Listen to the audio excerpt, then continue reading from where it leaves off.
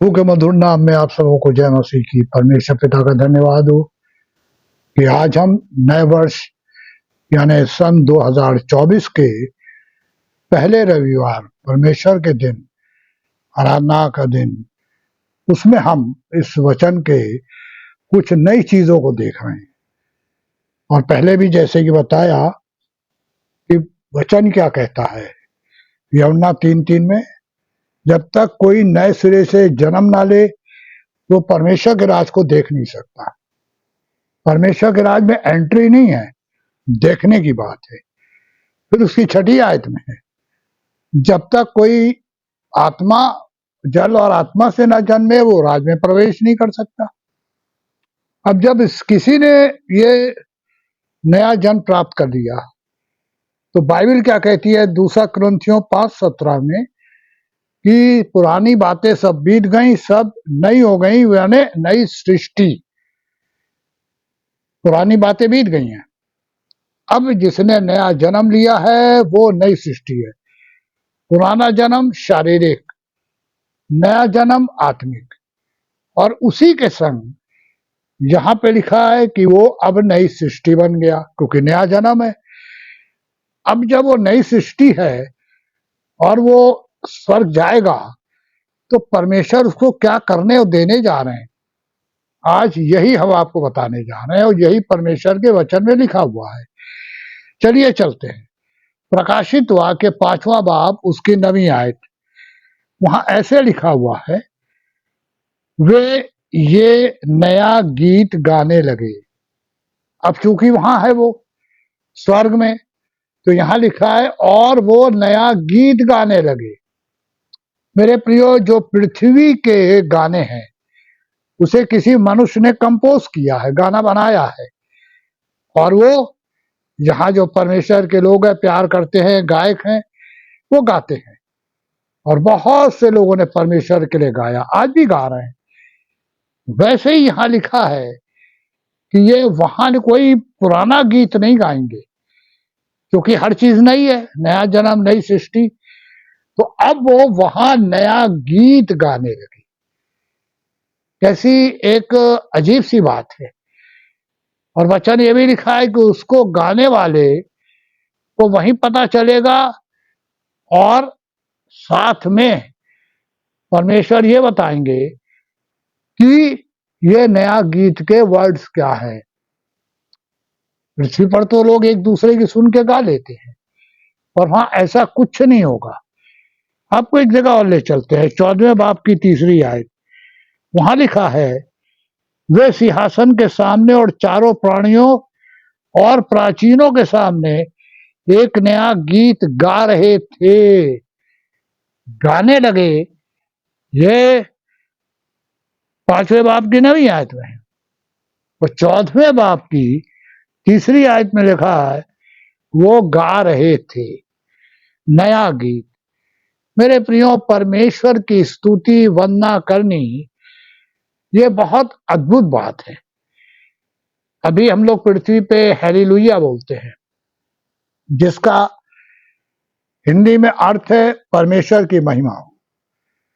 ये स्वर्गीय शब्द है और उसका भी तर्जुमा यानी उसका अनुवाद परमेश्वर के लोगों ने दर्शन देखकर सीखा और हम तक आया। जब हम पुराने नियम में जाते हैं तो वहां पर भी यशायाह की पुस्तक में एक गीत का वर्णन है, आपको दिखाते हैं वो भी। यशायाह उसका 42वां बाब उसकी 10वीं आयत। देखिए क्या लिखा है, हे समुद्र पर चलने वालों, समुद्र पर चलने वालों, यानी जो शिप में ट्रेवलिंग कर रहे हैं, हे समुद्र पर चलने वालों और हे समुद्र के सब रहने वालों, यानी जो बीच में टापू है, हे समुद्र के सब रहने वालों और हे द्वीपों, तुम सब अपने रहने वालों के समेत यहोवा के लिए एक नया गीत गाओ और पृथ्वी के छोर से उसकी स्तुति करो। एक नया गीत गाओ।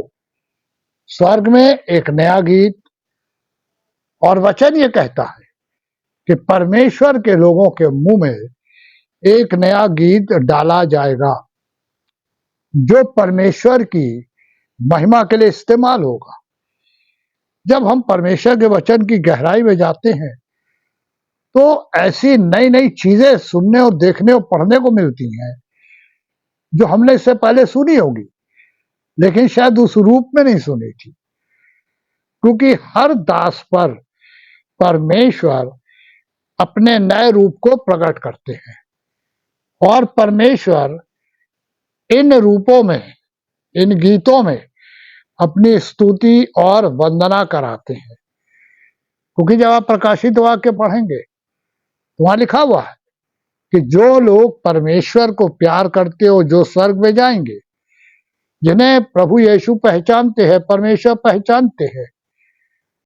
मेरे प्रियो, तो परमेश्वर का वचन हमेशा हमको एक चीज बताता है, वो ये कि परमेश्वर हमें सब कुछ नया देंगे।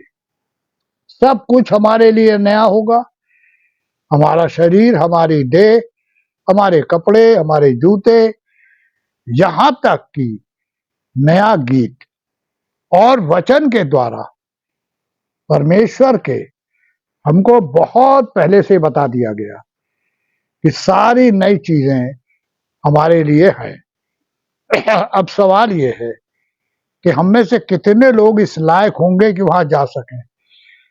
स्वर्ग की लंबाई चौड़ाई का वर्णन है, वहां पे लिखा हुआ है कि जो टोटल एरिया है वो 1500 स्क्वायर मीटर है, गज। लेकिन 1500 स्क्वायर गज होता कितना है? दो चीजें इससे समझ में आती हैं। एक, बहुत थोड़े लोग जाएंगे, क्योंकि वचन में लिखा बुलाए हुए तो बहुत है पर चुने हुए बहुत थोड़े हैं। तो बुलाए हुए सब नहीं जाएंगे, वचन कहता है चुने हुए लोग जाएंगे। और फिर थोड़े। मेरे प्रियो, पृथ्वी पर हमको पूरे समय स्ट्रगल करना है। परमेश्वर के जितने भी भक्त हुए, पूरा पढ़ लीजिए, पुराना नियम नया नियम, सारे चेले, लास्ट में पौलुस, और उसके बाद आज भी जो परमेश्वर के दास है, कोई आराम का जीवन किसी ने नहीं जिया है।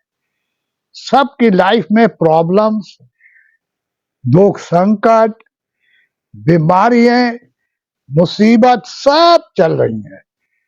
क्योंकि जो मनुष्य शरीर में पैदा हुआ उसे हर चीज शारीरिक भोगनी पड़ेगी।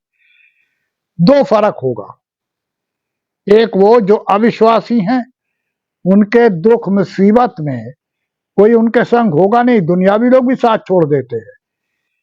एक कहावत है ना कि जब अंधेरा होता है तो मनुष्य की परछाई साथ छोड़ देती है, दिखती नहीं है, रोशनी नहीं है। वैसे ही उस समय भी सब कुछ अलग हो जाएगा। पर मेरे प्रियो, बाइबल ये बताती है कि हमारे संग हमारे काम जाएंगे जो हमने पृथ्वी पर किए। अब सवाल ये है कि हम जब तक पृथ्वी पर हैं, थे, हैं और रहेंगे, हमने अपने जीवन का ध्येय क्या बनाया है? रुपया कमाना, ऐश करना, लग्जोरियस? अब हमको ये सोचना है कि हमें पृथ्वी प्रिय लग रही है या वो स्थान जिसे प्रभु तैयार करने गए। निर्णय हमारा है। प्रभु ने कभी किसी पे बंदिश नहीं लगाई। परमेश्वर ने मनुष्य को कठपुतली नहीं बनाया, उसको फ्री विल दी, अपनी इच्छा से जो चाहता करता है। पर हाँ, जो परमेश्वर के लोग हैं, जो परमेश्वर को प्यार करते हैं, परमेश्वर की आज्ञाओं को मानते, उसकी इच्छा पे चलते हैं, परमेश्वर उनकी सहायता करते हैं। और ऐसा शख्स हमेशा परमेश्वर से आशीष का भागीदार बनता है। उसे दुनियावी आशीष नहीं मिलती। ये बात और है कि उसे कोई घटी कमी नहीं होती, लेकिन वो भूखा नहीं मरता। लेकिन उसके बाद धन दौलत सुख नहीं होता। वो चीजें होती है जो उसकी जरूरत के मुताबिक आवश्यक है। तो मेरे प्रियो, ये निर्णय हमारा है और वो हमें लेना है कि हमें इस संसार में परमेश्वर प्रिय लग रहे हैं, परमेश्वर के संग रहना अच्छा लग रहा है, परमेश्वर के लिए जीना अच्छा लग रहा है, या दुनियावी धन दौलत सुख ऐश चाहिए। अगर हम यहाँ ये चीजें मांग रहे हैं परमेश्वर से, अगर यहाँ हम इन चीजों की लालसा कर रहे हैं, तो वचन ये बताता है कि शारीरिक मनुष्य इन सब चीजों के चक्कर में रहता है, पर आत्मिक मनुष्य आत्मा की बातों पे मन लगाता है। अब आज हमारे सामने एक प्रश्न है जिसे हमें सोच कर लेकर चलना है कि हमें दुनियावी धन दौलत सुख चाहिए या ये नया गीत गाने का मौका हमको भी मिले। और ये तब मिलेगा जब हम नया जन्म प्राप्त कर लेंगे, प्रभु के पास आके पश्चाताप करेंगे, अपने पापों का अंगीकार करेंगे, तो हमें एक नया जन्म मिलेगा। परमेश्वर के यहाँ हम एक नई सृष्टि होंगे और साथ में परमेश्वर हमें सुंदर आशीषें यहां देंगे और स्वर्ग में हमारे लिए जगह तैयार होगी। निर्णय हमारा, चुनने का काम हमारा। अब अगर किसी के सामने अच्छी चीजें भी रखी है और बुरी चीजें भी, तो वो अगर बुरी चीजें चुनता है तो सीधी सी बात है कि वो नुकसान उसी को होता है। और जो अच्छी बुरी दोनों में से अच्छी चीजें चुनता है, जैसे हम बाजार गए, हम फल खरीदते हैं तो वहां सड़े गले फल नहीं लेते, जो आग को देख रहा अच्छा है, खा सकेंगे, फेंकने लायक नहीं है, वही तो लेते हैं ना। मेरे प्रियो, वैसे ही हम मनुष्यों की नेचर है अच्छी चीजों को चुनने की। आज हम अपने लिए चुने कि हमारे लिए अच्छा क्या है, दुनियावी धन दौलत सुख या परमेश्वर का राज। परमेश्वर का राज हमारे लिए तैयार है, प्रभु बहुत जल्दी आने वाले हैं। हमको ये निर्णय लेना है कि हम प्रभु के घर में रहें या लूत की बीवी की तरह पीछे मुड़ के संसार को देखें और नमक का खंभा बन जाए। होने दीजिए कि परमेश्वर की आशीष हर उसके जीवन में हो जो परमेश्वर को प्यार करता, उसके वायदों को पूरा करने के लिए इंतजार कर रहा है। वो परमेश्वर उसे बहुत आशीषें देंगे, आत्मिक, शारीरिक नहीं। शारीरिक तो घटी कभी नहीं होगी, पर आत्मिक आशीषों से भरे हुए होंगे। तो प्रभु आप सबों को बहुत आशीष दे और परमेश्वर की आशीष आप सबों के साथ हमेशा जीवन में बनी रहे। आमीन, आमीन।